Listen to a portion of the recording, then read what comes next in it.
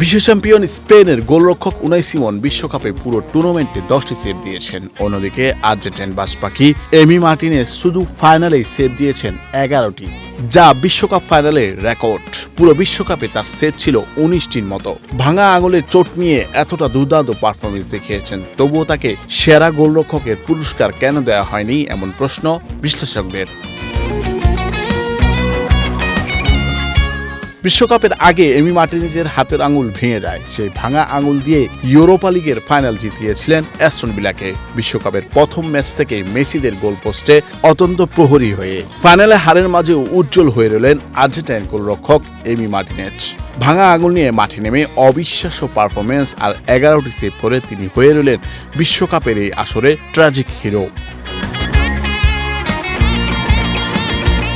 Final ম্যাচে স্পেনের একের পর এক আক্রমণের বিপরীতে মার্টিনেজ যেন একাই ছিলেন এক দুর্ভেদ্য প্রাচীর। Nico Williams, Lamine Yamal, Pedri ও ফেরান তোরেসদের নিশ্চিত গোলগুলো তিনি রুখে না দিলে ম্যাচটি হয়তো 120 মিনিট পর্যন্ত গড়ানো সম্ভব হতো না।